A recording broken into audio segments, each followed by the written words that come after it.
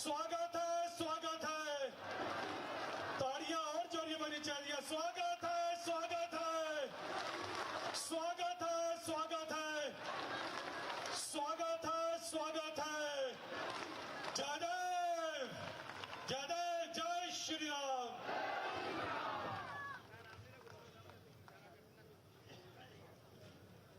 आपका जिनका आप सभी को बेसब्री से इंतजार था, वो केंद्रीय रक्षा मंत्री श्री राजनाथ सिंह जी हम सभी के बीच मौजूद हैं। इसलिए फिर से सभी जोरदार तालियों से इनका स्वागत करें ताकि दिल्ली तक पहुंचे जय मैसेज कि राजनाथ सिंह जी बसोली के मंच के अंदर मौजूद हैं। जोरदार तालियों से इनका स्वागत किया जाए।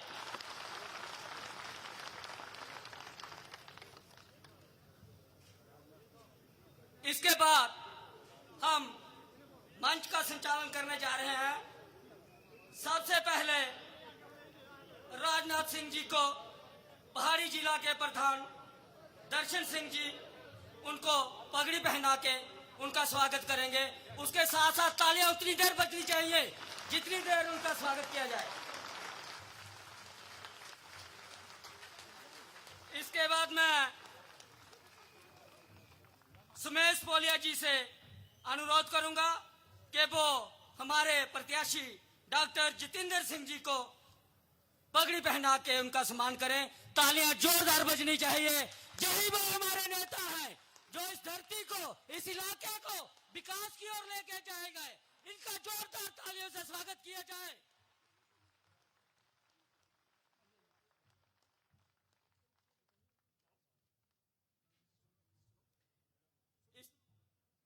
महिला मुक्ति की टीम जो है वो श्री राजनाथ सिंह जी का स्वागत करेंगे अपनी पूरी टीम के साथ।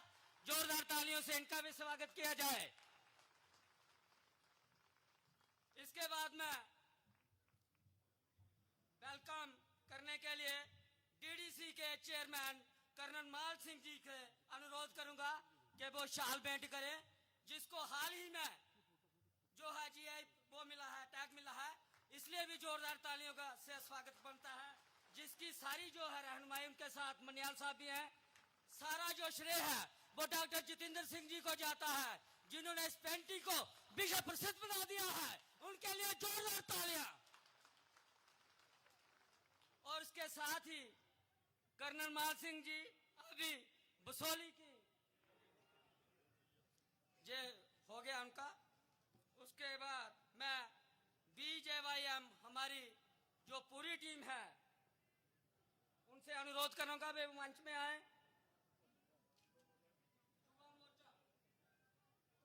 युवा मोर्चा टीम जो है हमारी,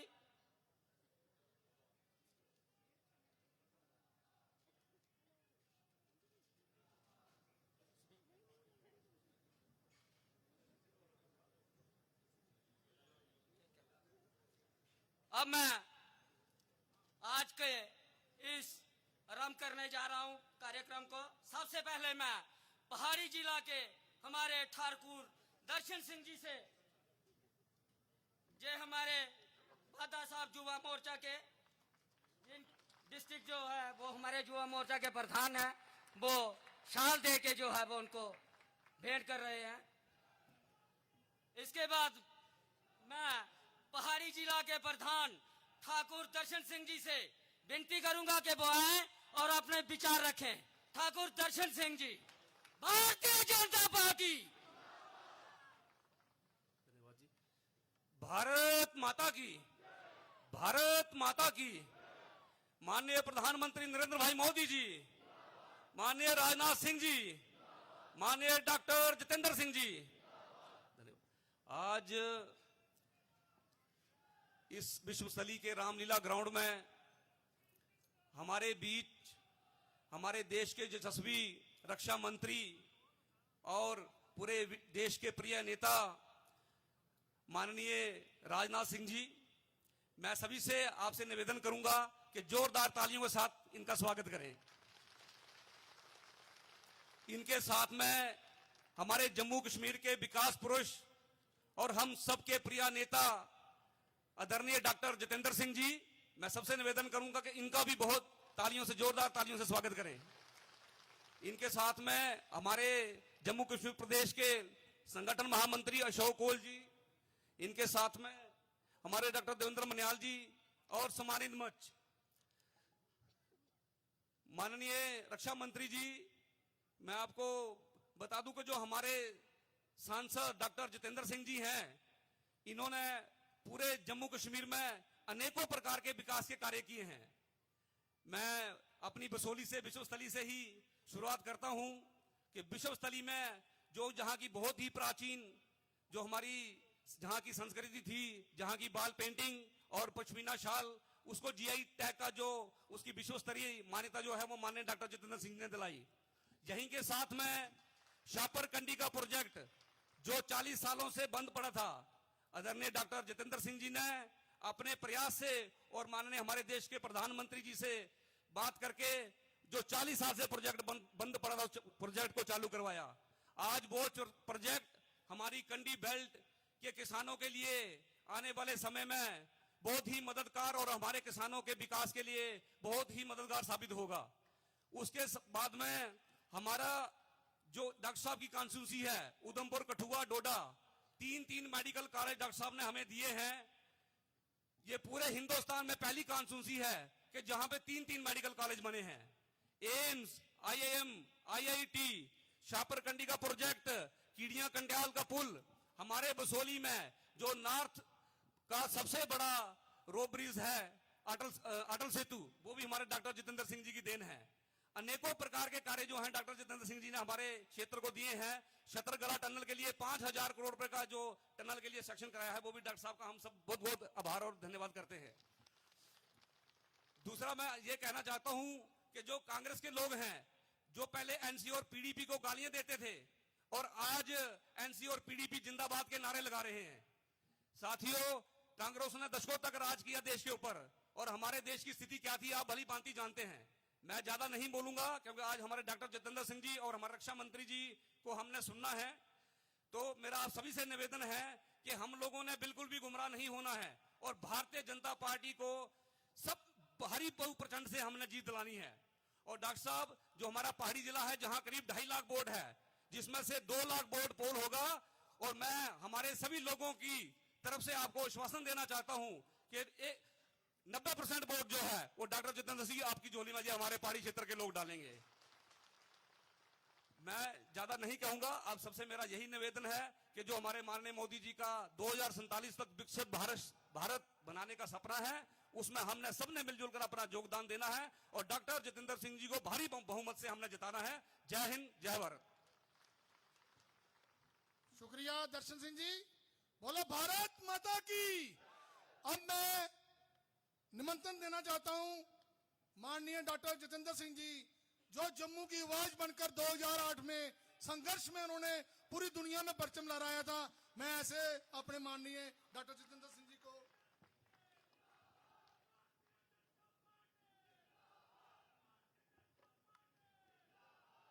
भारत माता की, भारत माता की।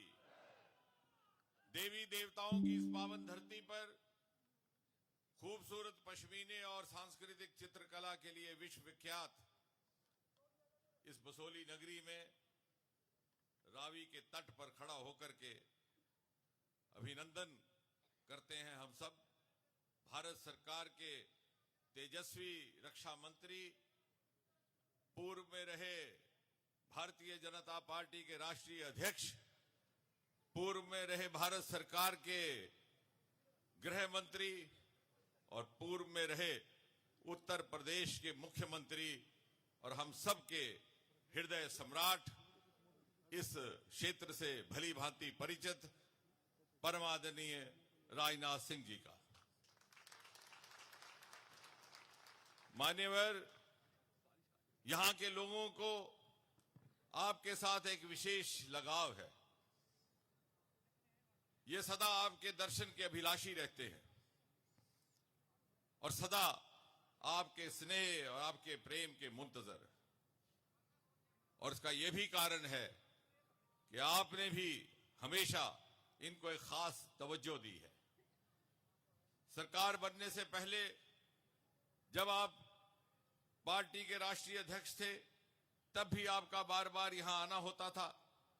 कोई ऐसा कार्यकर्ता नहीं जिसको आप व्यक्तिगत तौर पर जानते ना हो, जिसकी सुध बुध ना लेते हो। उसके उपरांत जब भारतीय जनता पार्टी की ओर से जम्मू कश्मीर की चिंता के लिए एक विशेष सांसदों का दल बना लगभग सन 2011 में, उसके भी मुखिया आप थे।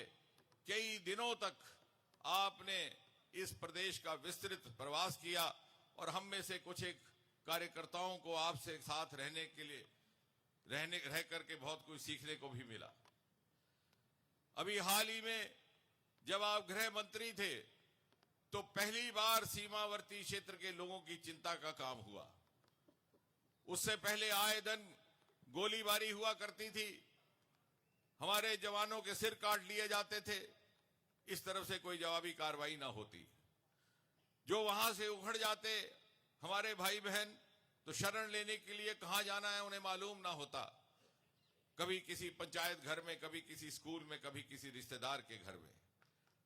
आपने गृह मंत्री के रूप में प्रत्येक घर में फैमिली बंपर बनाए। मुझे याद है जब बंकर बनाने का प्रस्ताव आपके आगे रखा गया तो आरंभ में कम्युनिटी बंपर थे, लेकिन जब वहां के लोगों ने आग्रह किया कि नहीं हर परिवार के लिए हो, तो आपने एक विशेष उसमें हस्तक्षेप करके विशेष एलोकेशन दे करके प्रत्येक परिवार के लिए एक आला किस्म के फैमिली बंकर बनाए। साथ ही साथ ये शिकायत आया करती थी कि सीमावर्ती क्षेत्र में रहने वाले युवाओं को इंटरनेट की फैसिलिटी नहीं क्योंकि टावर नहीं है, तो आपने वो टावर भी बनवाए। जीरो लाइन सीमावर्ती तक अंतर्राष्ट्रीय बॉर्डर पर आपने सड़कें बनवाई और 4% आरक्षण जो एलओसी के बच्चों को मिलता था अंतर्राष्ट्रीय बॉर्डर पर नहीं मिलता था, वो भी आपके गृह मंत्री के रूप में हुआ। नई 4-4, 5-5 बटालियन स्थापित करने का काम, जिसमें महिला बटालियन भी साफ थी, आपके द्वारा ही गृह मंत्री के रूप में आदेश जारी हुआ। और उसके बाद जब से आप रक्षा मंत्री हैं, ना कोई वहां से गोलीबारी हो रही है पाकिस्तान से, ना ही कोई छेड़छाड़। ठीक कहा है कि उस मुल्क की सरहद को कोई छू नहीं सकता जिस मुल्क की सरहद की निगहबान है राजनाथ सिंह। मान्यवर, ये इलाका कई वर्षों तक कांग्रेस राज में पिछड़ा रहा, लेकिन यहां के लोग बड़े मजबूत हैं। ये सदा राष्ट्रवाद और देश भक्ति का झंडा उठाए रखे। और एक जमाने में पंडित प्रेमनाथ डोगरा और श्यामा प्रसाद मुखर्जी की मुहिम का एक बहुत मजबूत गढ़ भी यही इलाका रहा। और शायद यही कारण था कि 50-60 वर्ष तक कांग्रेस और उसके सहयोगी दलों की सरकारों ने जानबूझ करके इस क्षेत्र की उपेक्षा की। यहां कोई विकास का कार्य ना हुआ, बल्कि राष्ट्रीय स्तर की चल रही परियोजनाओं को भी जानबूझ करके तुष्टीकरण की राजनीति के तहत रोक दिया गया। जैसा अभी हमारे जिला अध्यक्ष कह रहे थे, शाहपुर कंडी का प्रोजेक्ट, जिसके अंतर्गत इंडस वाटर ट्रीटी के अंतर्गत हमें अपने हिस्से का दरियाए रावी का पानी मिलना था, वो भी रोक दिया गया ताकि इस क्षेत्र की सिंचाई ना हो सके और वो सारा का सारा पानी पाकिस्तान जाता रहा। ये मोदी जी के आने के बाद 2014 में प्रधानमंत्री मोदी जी के व्यक्तिगत हस्तक्षेप से आज वो प्रोजेक्ट भी कायम हो गया। पिछले 10 वर्षों में जो ये काम यहां हुए हैं, वो तर्क, तथ्य और तुलना के साथ प्रमाणित किया जा सकता है कि उससे पहले के 60-70 वर्षों में ना हुए। यदि इसी क्षेत्र की आप बात करें तो यहां कुछ ही किलोमीटर दूर दरियाए रावी में उत्तर भारत का पहला केबल स्टेल्ड अटल सेतु पुल, वो भी मोदी सरकार के आने के बाद निर्माणित हुआ। यहां के पश्मीना और यहां की पेंटिंग को भी जीआई टैग मोदी जी के आने के बाद प्राप्त हुआ। और यहां पास ही से बसोली, बन्नी, भद्रवाह जाने वाली हाईवे का काम इसी सरकार में 10 साल के भीतर प्रारंभ हुआ और छत्रकला का टनल जो 4000 करोड़ रुपए की लागत से बनने वाला है और जिसकी मांग कई वर्षों से थी, उसका भी काम शीघ्र ही शुरू होने वाला है। और मात्र 3 घंटे में कोई भी मुसाफिर दिल्ली से पठानकोट और 3.5 घंटे में डलहौजी पहुंच जाएगा। यानी यहां का एक नया DND निर्माणित होने की योजना आप ही की सरकार के द्वारा हुई है। इतना ही नहीं, यदि आप इस पूरे के पूरे कॉन्स्टिट्यूएंसी की बात करें तो ये बहुमुखी क्षेत्र है। कहीं नाले हैं, कहीं पगडंडियां, कहीं पहाड़ हैं, कहीं झरने, कहीं नदियां हैं, कहीं मैदान।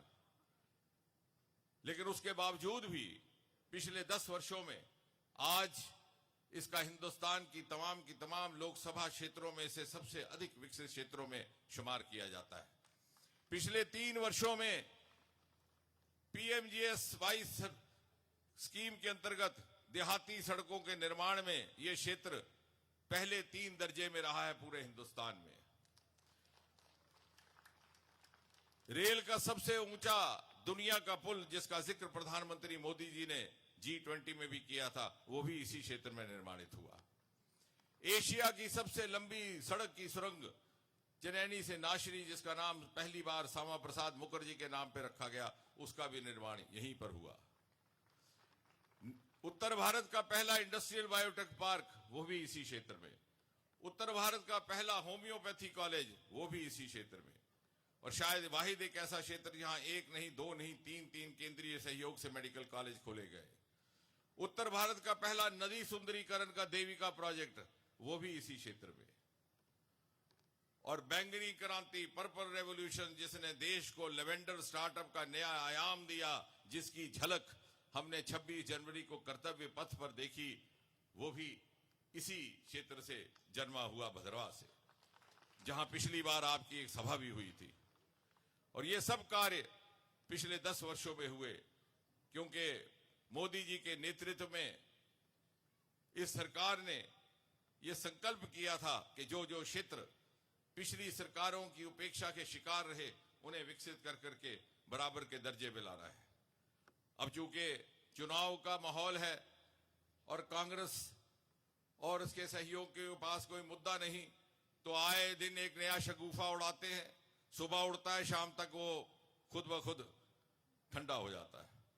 अब 2-1 दिन से ये कहा गया, क्योंकि आपने गृह मंत्री के रूप में जितनी चिंता विस्थापित समाज की है माननीय राजनाथ सिंह जी, इतनी पहले ना हुई थी। चाहे वो पाकिस्तान अधिकृत जम्मू कश्मीर से आए हुए विस्थापित थे, चाहे वो पाकिस्तान के शरणार्थी थे, चाहे वो कश्मीरी पंडित विस्थापित थे। और 2-1 दिन से ये शगुफा उड़ा कि मोदी सरकार तो अब उनकी जमीनें ही ले जाएगी। और शगुफा उड़ाने वाले कौन महानुभाव? जिन्होंने गरीबों की जमीनें हड़पी हुई हैं, अभी तक केस चल रहे हैं। मैं माननीय रक्षा मंत्री जी को साक्षी मान करके ये बात कहना चाह रहा हूं कि 254C सेक्शन, जिसको लेकर के ये अफवाहें उड़ा जा रही हैं, उसमें कोई तथ्य नहीं है। कोई भी ऐसा निर्णय मोदी सरकार के होते नहीं लिया जाएगा जिससे किसी भी वर्ग के हित को नुकसान पहुंचता हो। बल्कि आज से 6 महीने पहले जब जम्मू कश्मीर, पाक अधिकृत जम्मू कश्मीर के कुछ प्रतिनिधि सरकार के अधिकारियों से मिले थे, तो उस समय के चीफ सेक्रेटरी की ओर से ये आश्वासन भी दिया गया था और अखबारों में भी छपा कि 2054C को रिव्यू किया जाएगा। वो अभी भी रिव्यू के अंतर्गत है, इसमें कोई तथ्य नहीं। बल्कि इसके विपरीत यहां हमारी DDC की मेंबर बैठी हैं, कीड़ियां गडियाल की, ये प्रतीक है मोदी जी के संकल्प का। मात्र 2000 आबादी है उस क्षेत्र की, जिसमें से 1000 आबादी है पाक अधिकृत जम्मू कश्मीर के आए हुए लोगों की। 70 साल से उनकी मांग थी कि वहां एक पुल निर्माणित हो, क्योंकि एक विडंबना थी, जम्मू कश्मीर से पंजाब होकर के कीड़ियां गडियाल जाना पड़ता था। 70 साल तक कांग्रेस की सरकारों ने उस पुल के निर्माण की कल्पना नहीं की, क्योंकि उनको लगता था कि 2000 की पंचायतों के लिए इतना महंगा पुल उनके वोट बैंक में के अंतर्गत उस राजनीति में शामिल नहीं था।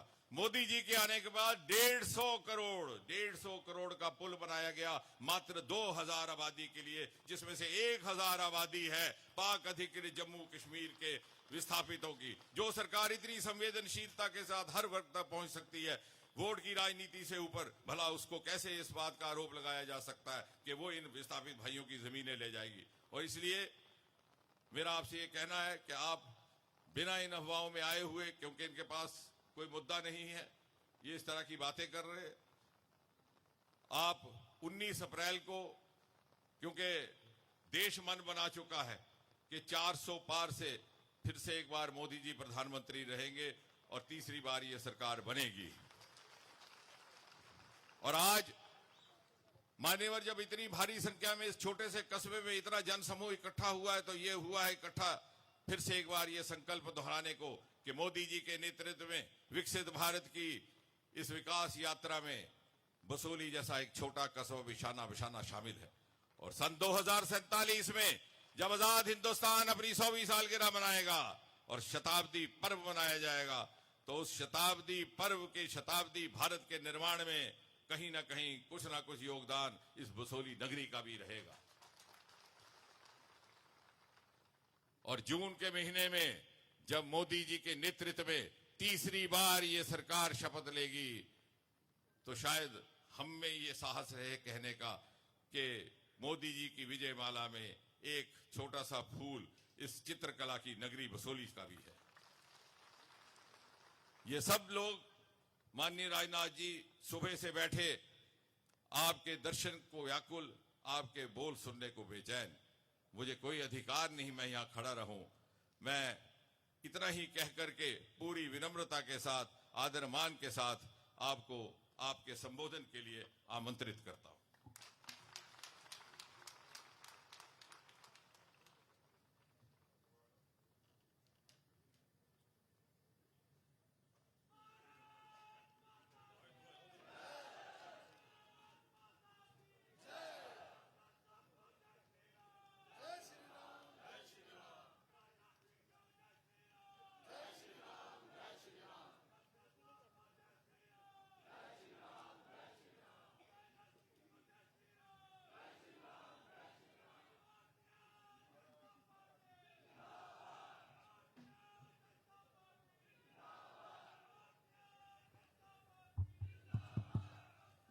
बोलिए। ना ना, आवाज नहीं आ रही।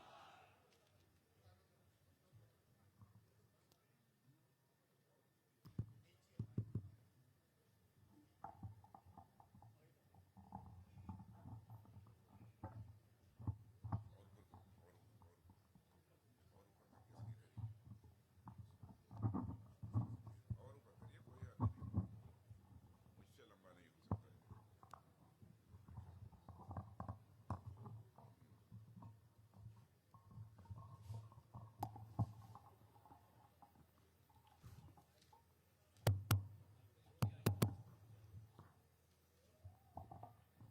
हेलो, आवाज आ रही है?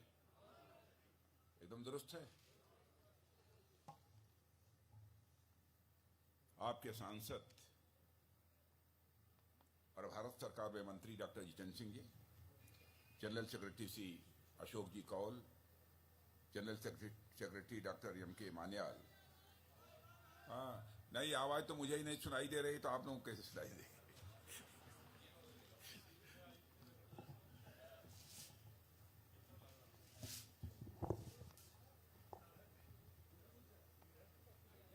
ले आइए, ले आइए,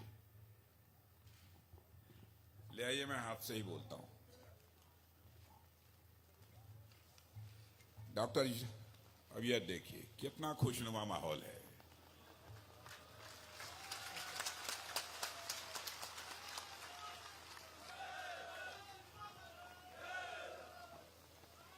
ये डॉक्टर जितेंद्र सिंह जी का करिश्मा है।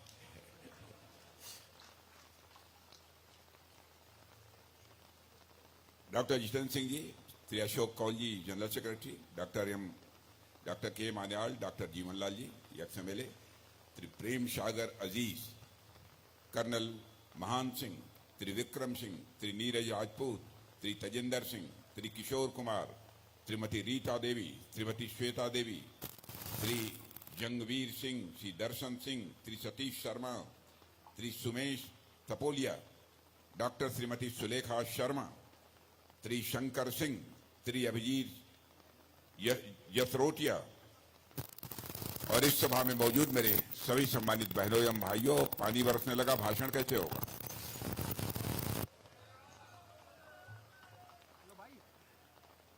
वैसे आप इतना ही कहना चाहूंगा बहनों भाइयों, शायद ये पहली बार इस स्थान पर किसी सार्वजनिक सभा को संबोधित करने के लिए आप लोगों के सामने खड़ा हुआ हूं।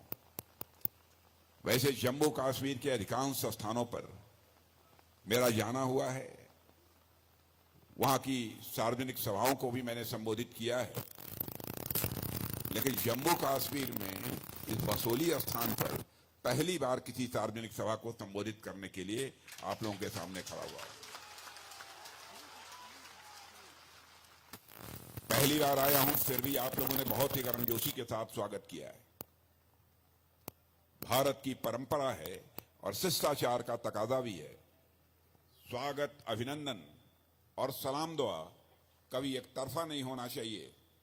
इसलिए मैं भी अपनी तरफ से शीश झुकाकर आप सभी बहनों भाइयों का हार्दिक अभिनंदन करता हूं, आप सभी का स्वागत करता हूं।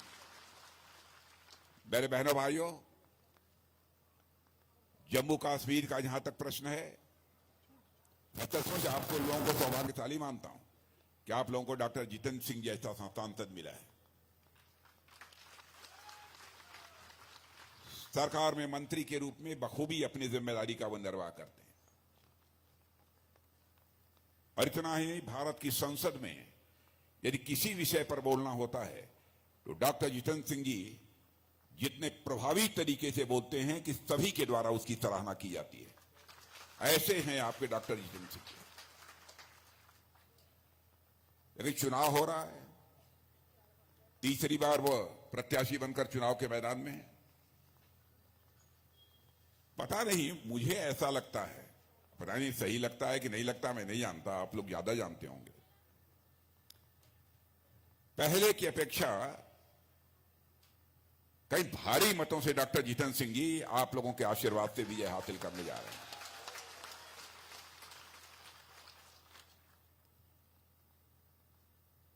जहां तक मोदी जी की सरकार का प्रश्न है, भारत ही नहीं सारी दुनिया इस सच्चाई को स्वीकार करती है कि भारत तेजी के साथ आगे बढ़ रहा है।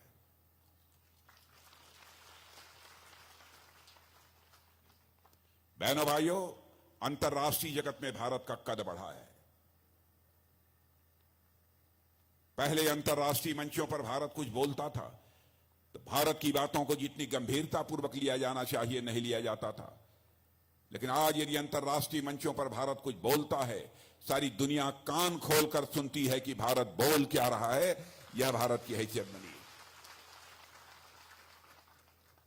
आप लोगों का भी अथवा आप लोगों के परिवार के बहुत सारे सदस्य विदेशों में होंगे, आपको इस बात की जानकारी देते होंगे। और आज हमारा देश आर्थिक रूप से धीरे धीरे मजबूत होना प्रारंभ किया है। आजादी हासिल किए हुए लगभग 74-75 वर्षों का समय गुजर गया, लेकिन भारत को आर्थिक दृष्टि से जो मजबूती हासिल करनी चाहिए थी नहीं कर पाया। पहली बार मोदी जी के प्रधानमंत्री बनने के बाद समाचार पत्रों के माध्यम से भी आप सबको जानकारी मिली होगी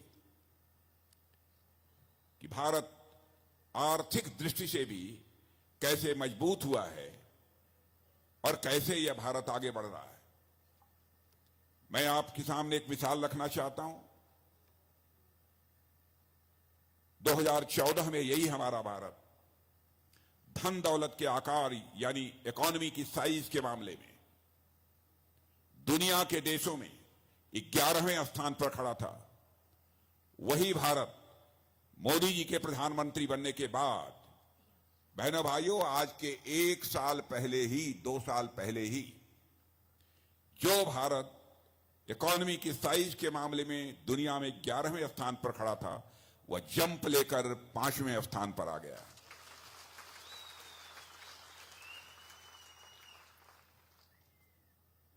और सारी दुनिया के अर्थशास्त्री मानते हैं, दुनिया की जानी मानी फाइनेंशियल फर्म्स भी मानती है, उनका दावा है भारत जिस तेजी के साथ आगे बढ़ रहा है, इस सच्चाई को नकारा नहीं जा सकता कि 2026 समाप्त होने के बाद 2027 आते आते यही भारत इकोनॉमी की साइज, अर्थव्यवस्था के आकार के मामले में दुनिया की टॉप 3 कंट्रीज में आकर खड़ा हो जाएगा। सारे विश्व में सर्वाधिक तेजी से आगे बढ़ने वाली अर्थव्यवस्था किसी देश की है मेरे बहनों भाइयों, तो भारत की है। हम लोग कितने सौभाग्यशाली हैं कि ऐसा एक सशक्त नेतृत्व मिला है। और जिस पार्टी से हम लोग आते हैं, आप लोग भी अच्छी तरह जानते हैं, हम लोग जो कहते हैं वह करते हैं। हमारे कृति और कथन में कभी अंतर नहीं रहा है।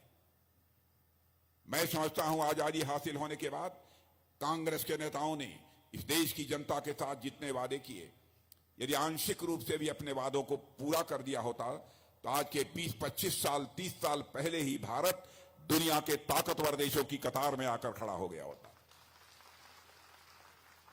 लेकिन उन्होंने कहा कुछ किया कुछ। बराबर अन्य राजनीतिक पार्टियों ने अपने चुनावी घोषणा पत्र जारी किए, बहुत लंबे चौड़े वादे भी जनता से किए, लेकिन सरकारें बन जाने के बाद उन्होंने अपने वादे को पूरा नहीं किया। लेकिन मैं आपसे अपील करना चाहता हूं, बहनों भाइयों, भारतीय जनसंघ के रूप में जब हम लोगों ने यात्रा प्रारंभ की थी, उस समय से लेकर आज तक हमारे चुनावी घोषणा पत्र को उठाकर कोई देख ले। जब सरकार नहीं बनी थी तो उस समय तो नहीं कर पाए, लेकिन हम बार बार कहते रहे, जब भी हमारी सरकार बनेगी, इस जम्मू कश्मीर, इसे धारा 370 के तहत एक विशेषाधिकार प्राप्त है, इस धारा 370 को हम समाप्त करेंगे और जम्मू कश्मीर का भी वही दर्जा होगा जो हिंदुस्तान के अन्य राज्यों का दर्जा होगा। हम लोगों ने इसे पूरा किया। हम लोगों ने कहा था, 1984 से नारे लगाते चले आ रहे थे कि रामलला हम आएंगे, मंदिर हम ही बनाएंगे। तो लोग ये कहते थे, हमारे विरोधी दल के लोग, रामलला हम आएंगे, मंदिर वहीं बनाएंगे, लेकिन तारीख नहीं बताएंगे। लेकिन बहनों भाइयों, आपने देखा वो तारीख आ गई है। अयोध्या की धरती पर भव्य राम का मंदिर बनकर तैयार हो गया और 22 जनवरी को ही हमारे प्रधानमंत्री ने उसकी प्राण प्रतिष्ठा कर दी।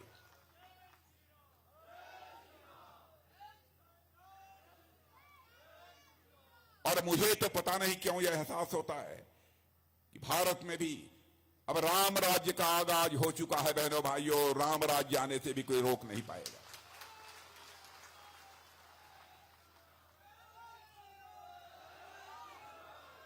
राम राज्य का मतलब क्या होता है? राम राज्य का मतलब लोगों के अंदर कर्तव्य बोध पैदा हो, अपने कर्तव्य के प्रति जागरूकता पैदा हो, अधिकार बोध नहीं। सारा संकट पैदा हुआ था कैकेयी को जब अधिकार बोध हुआ था, शेष सभी लोग जितने थे अपने कर्तव्य का पालन कर रहे थे। ऐसी स्थिति भारत में भी अब धीरे धीरे पैदा हो रही है। जब सरकार में बैठे हुए लोग अपने कर्तव्य का पालन करेंगे, उसे अधिकार समझकर काम नहीं करेंगे, कर्तव्य के प्रति अपने जागरूक रहेंगे, तो सारा हिंदुस्तान, मैं समझता हूं सारे भारत के नागरिक भी धीरे धीरे जागरूक होते जाएंगे, उन्हें कर्तव्य बोध होता जाएगा। और मैं भारतीय जनता पार्टी के संबंध में बतलाना चाहता हूं, हम लोग भी राजनीति करते हैं, हम लोगों के अंदर भी एक कर्तव्य बोध है। हम राजनीति करते हैं तो केवल सरकार बनाने के लिए राजनीति नहीं करते हैं। हम राजनीति करते हैं मेरे बहन भाइयों, देश बनाने के लिए हम लोग राजनीति करते हैं। और यह करके मोदी जी के नेतृत्व की सरकार ने दिखा दिया। जो कहा सो किया। हम लोगों ने कहा था नागरिकता कानून पास करेंगे, नागरिकता कानून पास कर दिया। अब इसको लेकर भी लोग गलतफहमी पैदा करने की कोशिश कर रहे हैं कि बहुत सारे लोगों की नागरिकता चली जाएगी। बहनों भाइयों, जो भारत का नागरिक है उसकी नागरिकता किसी भी सूरत में नहीं जाने वाली है। अब एक चीज बची है, यूनिफॉर्म सिविल कोड। इस बार के घोषणा पत्र में हम लोगों ने डंके की चोट पर कहा है 5 वर्षों के अंदर हम यूनिफॉर्म सिविल कोड भी यहां लागू करेंगे।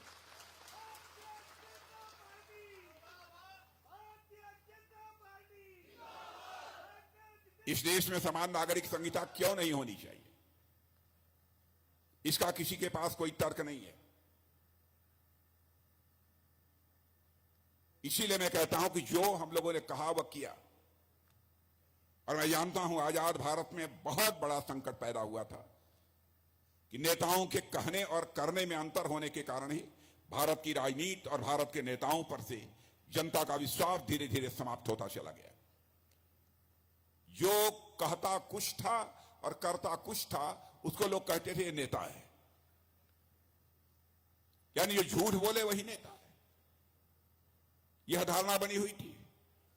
मैंने भाइयों, मैं डंके की चोट पर कह सकता हूं, इस धारणा को तोड़ने का काम यदि किसी ने किया है तो भारतीय जनता पार्टी ने किया है। भारत की राजनीति में अन्य राजनीतिक पार्टियों ने जो विश्वास का एक संकट पैदा किया था, उस विश्वास के संकट को हम लोगों ने चुनौती के रूप में स्वीकार किया। हम लोगों ने कहा था ना, धारा 370 समाप्त करेंगे, कर दिया। राम मंदिर हो गया,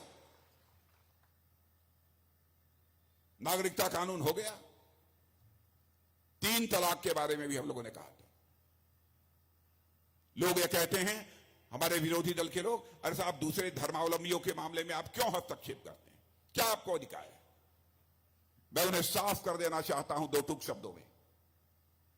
बहनों भाइयों, कोई मां, बहन, बेटी चाहे किसी भी धर्म की मानने वाली क्यों न हो, वो हमारी भी मां है, बहन है और बेटी है। उसका कोई शोषण करे, उसकी उपेक्षा करे, सरकार बने या न बने, सरकार भाड़ में जाए, लेकिन नारी सम्मान पर चोट कभी भी हमारी पार्टी बर्दाश्त नहीं कर सकती। उस मामले में भी जो फैसला करना चाहिए कर लिया, 3 तलाक की व्यवस्था समाप्त कर दी। कैसे हम स्वीकार कर सकते हैं? क्या आप किसी से शादी करिए और शादी करने के बाद 10 दिन के बाद या तीसरे दिन ही आप 3 बार तलाक तलाक तलाक बोल दीजिए, उसकी छुट्टी हो जाए?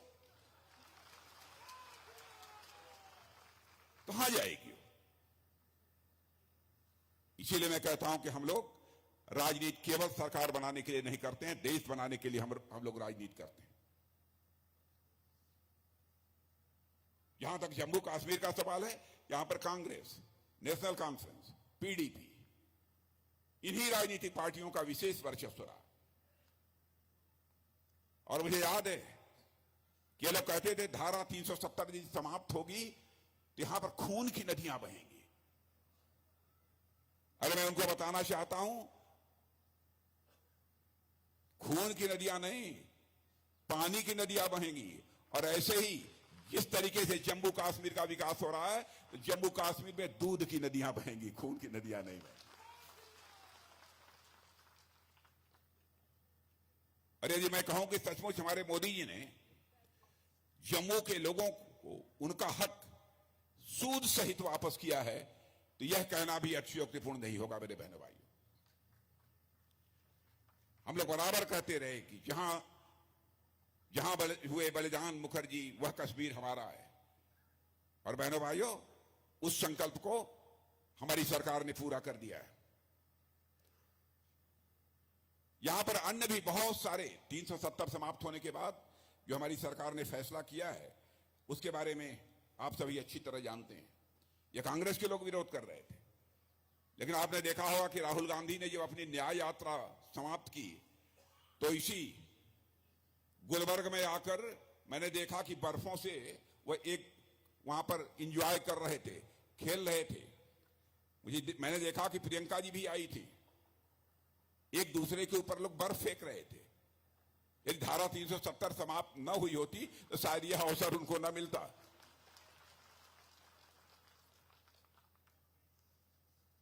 और जिस प्रकार से अमन अमान की स्थिति यहां पर पैदा हुई है, बहनों भाइयों, उसकी जितनी भी सराहना की जाए वह कम है। और इसकी चर्चा केवल भारत की सीमाओं तक ही सीमित नहीं है, दुनिया के दूसरे देशों में भी है। मुझे याद है कि पहले यहां पर मां वैष्णो देवी के दर्शन के लिए जब श्रद्धालु आते थे तो उनके बस की चेकिंग होती थी, उनके बैग की चेकिंग होती थी। लेकिन आज इस चेकिंग सिस्टम को हम लोगों ने समाप्त कर दिया, कोई जरूरत नहीं होती है। जो श्रद्धालु माता रानी का दर्शन करना चाहता है, माता रानी का दर्शन समाप्त कर सकता है। अब जम्मू कश्मीर फुल स्पीड से आगे बढ़ रहा है। मैं उन सब सारी परियोजनाओं की यहां पर चर्चा नहीं करना चाहूंगा, जिसकी चर्चा अभी हमारे डॉक्टर साहब ने की है। लेकिन महबूबा जी, मैं आपको याद दिलाना चाहता हूं, आपने कहा था कि धारा 370 समाप्त होगी, यहां पर भारत का तिरंगा उठाने वाला कोई नहीं मिलेगा। आज तिरंगा जम्मू कश्मीर के कोने कोने में लहरा रहा है।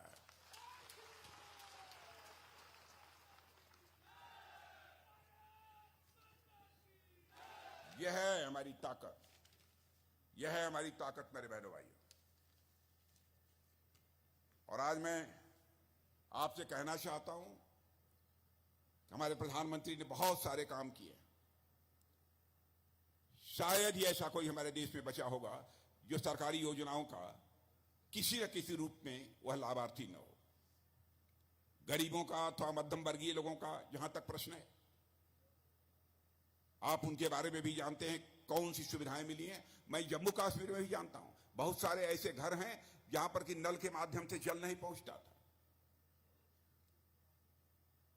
नल के माध्यम से घरों में जल पहुंचना चाहिए सारे देश में। पहली बार किसी प्रधानमंत्री ने चिंता की तो हमारे संवेदनशील प्रधानमंत्री मोदी जी ने चिंता की इसकी। आपने देखा होगा कि राजस्थान, मध्य प्रदेश, छत्तीसगढ़, झारखंड के कई ऐसे जिले हैं मेरे बहनों भाइयों की माताएं बहनें दूर दराज किसी नाले से, किसी नदी से घड़ों में पानी भरकर और घड़े पर घड़ा रखकर अपने सिर के ऊपर वह पानी लेकर आती थी और अपने घर की आवश्यकताओं को पूरा करती थी। लेकिन महिलाओं को जिन कठिनाइयों का सामना करना पड़ता था, उसका एहसास यदि किसी को पहली बार हुआ भारत की राजनीति में तो हमारे प्रधानमंत्री मोदी जी को हुआ। और उन्होंने कहा चाहे जो कुछ भी हो, जितना पैसा लगेगा हम लगाएंगे, लेकिन हम हर घर में नल के माध्यम से जल पहुंचाएंगे। और मैं आज आप लोगों से भी कहना चाहता हूं, यदि किसी का घर यहां छूट गया होगा बहनों भाइयों, आप पक्का विश्वास रखिए आपके घर में भी नल के माध्यम से जल पहुंच कर रहेगा, एक भी घर शेष नहीं बचेगा। किसी ने कभी चिंता नहीं की। हर व्यक्ति के सिर पर एक पक्की छत होनी चाहिए। जम्मू कश्मीर में तो उतना नहीं देखने को मिलता है, लेकिन देश के दूसरे राज्यों में चले जाइए, पहले अधिकांश कच्चे मकान लोगों को देखने के मिलते थे। प्रधानमंत्री ने संकल्प लिया, एक भी परिवार शेष नहीं बचेगा जिस परिवार को अपना सिर ढकने के लिए पक्का छत मुहैया हो जाए। 4 करोड़ से अधिक पक्के मकान बनकर लोगों को मुहैया हो गए, मिल गए। और इस बार के घोषणा पत्र में यह भी संकल्प लिया है कि आगे भी 4 करोड़ घर बनेंगे, यानी हिंदुस्तान में एक परिवार भी शेष नहीं बचेगा जिस परिवार को अपना सिर ढकने के लिए पक्का छत मुहैया हो जाए। एक परिवार भी शेष नहीं बचेगा।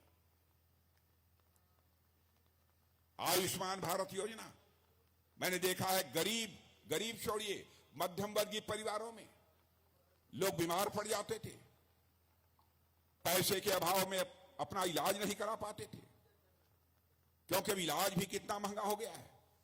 प्रधानमंत्री ने फैसला किया कि आयुष्मान भारत योजना लागू करेंगे और गरीबों के 5 लाख रुपए तक का मुफ्त इलाज किया जाएगा। यह सिलसिला भी भारत में प्रारंभ किया। और आज आपको बतलाना चाहता हूं, कल जो चुनावी घोषणा पत्र बना है, उस घोषणा पत्र की कमेटी का चेयरमैन मैं ही था। प्रधानमंत्री जी ने अपनी संवेदना व्यक्त करते हुए उस समय कहा कि राजनाथ जी, जो घोषणा पत्र बन रहा है उसमें एक बात ये जरूर डाल दीजिए कि 70 वर्ष की आयु के, चाहे किसी इनकम ग्रुप के हों, चाहे किसी जाति के हों, सभी को आयुष्मान भारत की सुविधा मुहैया कराई जाएगी। 4 जून को के बाद जब आपकी सरकार बनेगी बहनों भाइयों, तो मैं समझता हूं कि जुलाई से जितने भी हमारे इस प्रकार के 70 साल की आयु से अधिक के लोग हैं, एक परिवार में 4 लोग हैं तो चारों को आयुष्मान भारत की सुविधा उपलब्ध होगी, यानी 5 लाख रुपए तक का मुफ्त इलाज। मैं याद दिलाना चाहता हूं आपकी कोविड के संकट की,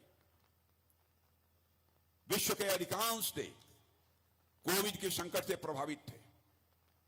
भारत की हालत तो यह थी कि यहां पर कोविड के संकट से निजात दिलाने के लिए हमारे पास वैक्सीन नहीं थी ताकि लोगों को टीका लगाया जा सके।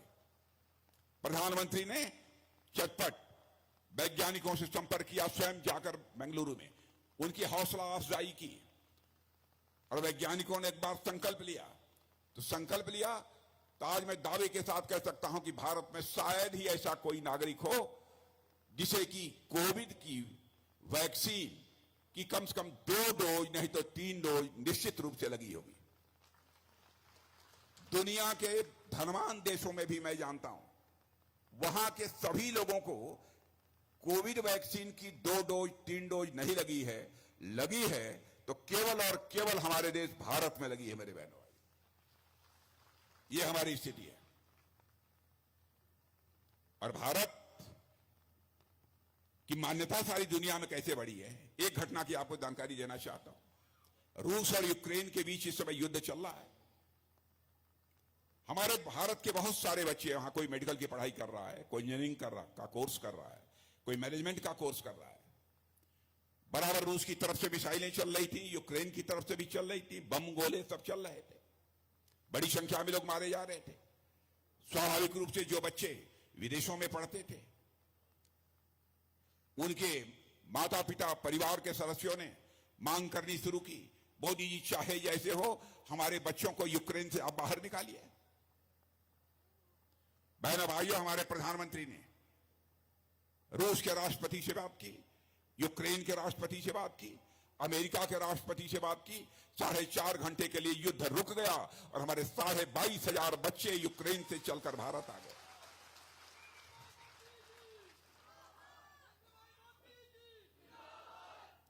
हमारी बहनें यहां पर बैठी हैं, इनको भी बताना चाहता हूं, क्योंकि मैं आया तो जो वहां मिल रहा था कुछ सेल्फ हेल्प ग्रुप की बहनें भी थी। सेल्फ हेल्प ग्रुप के माध्यम से बहनों भाइयों अब तक 1 करोड़ बहनों को लखपति बनाने का काम किसी सरकार ने किया है तो मोदी जी की सरकार ने किया। और हम लोगों का संकल्प है कि ऐसी 3 करोड़ बहनों को हम लखपति बनाएंगे। बहनों भाइयों, 3 करोड़ बहनों को हम सेल्फ हेल्प ग्रुप के माध्यम से लखपति बनाएंगे। बड़े संकल्प को लेकर हम लोग काम कर रहे हैं। और मैं यह भी आपको दिलाना चाहता हूं, राजनीतिक पार्टियां किस तरीके से आजाद भारत में जनता को गुमराह करती रही हैं। कांग्रेस की पार्टी ने पहले ही प्रारंभ से 51 से यह कहना प्रारंभ कर दिया था, हमारी सरकार बना दो, भारत की गरीबी समाप्त कर देंगे, गरीबी दूर कर देंगे। नेहरू जी ने भी कहा, इंदिरा जी ने भी कहा, राजीव गांधी ने कहा, जो आते थे सब गरीबी ही दूर करते थे। कोई गरीबी दूर नहीं कर पाया। लेकिन मैं कह रहा हूं, और मैं ही नहीं कह रहा हूं बल्कि यहां की बड़ी बड़ी वित्तीय संस्थाएं, नीति आयोग यह दावा कर रहा है कि आजाद भारत में पहली बार इतने कम समय में 25 करोड़ लोगों को गरीबी रेखा से बाहर करने में कामयाबी किसी ने हासिल की है तो मोदी जी के नेतृत्व की सरकार ने यह कामयाबी हासिल की है। भारत के बारे में धारणा बदल गई है बहनों। पहले भारत माना जाता था सॉफ्ट स्टेट है, लेकिन अब लोग जानते हैं भारत का चरित्र है। भारत ने आज तक न तो दुनिया किसी देश पर कभी कोई आक्रमण किया है, न दुनिया के किसी देश की 1 इंच जमीन पर कब्जा किया है। यह भारत का चरित्र रहा है। लेकिन आपने देखा जब उरी और पुलवामा की घटना हुई तो उस समय भारत का चरित्र लोगों को समझ में आ गया होगा कि क्या है।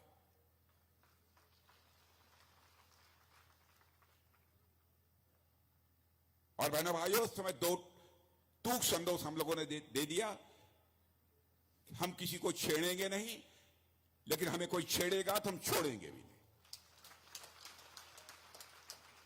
हमने साफ यह संदेश दे दिया, देखिए माने हम ऐसा करेंगे ये आवश्यक नहीं है, लेकिन कोई छेड़े ना हमको। हमारे पास वह ताकत है कि हम सीमा के इस पार भी मार सकते हैं और जरूरत पड़ेगी तो सीमा के उस पार भी जाकर मार सकते हैं। यह भारत के पास ताकत है। इन सब सारी चीजों के कारण मेरे बहनों भाइयों,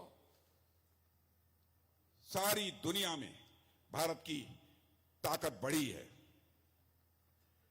जम्मू कश्मीर में क्या क्या हुआ है मैं ही देख रहा था। मैंने बल्कि नोट बनाकर मैं चला कि क्या क्या चीजें हुई हैं। लेकिन मैं सारी चीजों की चर्चा करूंगा तो एक बहुत लंबा समय लगेगा, क्योंकि आप सबको उसके संबंध में जानकारी हो चुकी होगी। मैं अपने महामंत्री जी से पूछ रहा था, वो बतला रहे थे। सारे लोग इन सब सारी चीजों से अच्छी तरह परिचित हैं।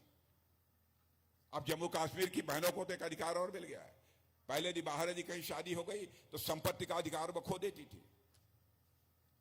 अब क्या पूछना, शादी कहीं हो, संपत्ति का अधिकार इस जम्मू कश्मीर में उनका कायम रहेगा। यह काम कौन कर सकता था? यह काम यदि कोई कर सकता था तो बहनों भाइयों हम ही लोगों की सरकार कर सकती थी। क्या क्या विकास हुए हैं इसके संबंध में बहुत सारी चर्चाएं हमारे डॉक्टर जितेंद्र सिंह जी ने आप सबके सामने कर दी हैं, इसलिए उसके विस्तार में जाकर मुझे चर्चा करने की आवश्यकता नहीं है। आज तो मैं लगातार, हम लोग सारे देश भर में दौरे पर हैं। आज डॉक्टर जितेंद्र सिंह जी का आग्रह था कि आप हमारे यहाँ भी एक बार आ जाइए, तो मैं आ गया, लेकिन माइक थोड़ी गड़बड़ हो गई और इसमें मुझे बोलने में भी प्रॉब्लम हो रही है, क्योंकि हाथ में माइक पकड़कर बोलना बहुत सारी चीजें अपने आप भूलने लगती हैं। ये मजबूरी है, लेकिन इसमें किसी का दोष नहीं है, कभी कभी हो जाती है गड़बड़ी इस प्रकार की। लेकिन मैं आप सबसे यही अनुरोध करना चाहता हूं कि डॉक्टर जितेंद्र सिंह जी को, अरे अनुरोध करने की भी लगता है मुझे कोई जरूरत नहीं है, आप लोगों ने मन बना लिया है कि डॉक्टर जितेंद्र सिंह जी को भारी मतों से हमको बीए दिलाकर भेजना।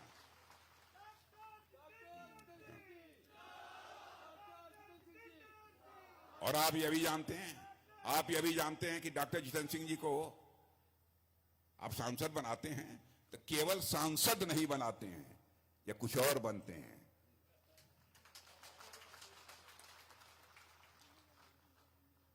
इसलिए बहनों भाइयों, आज के अवसर पर इससे ज्यादा कुछ न कहते हुए आप सभी को धन्यवाद देते हुए अपना निवेदन समाप्त।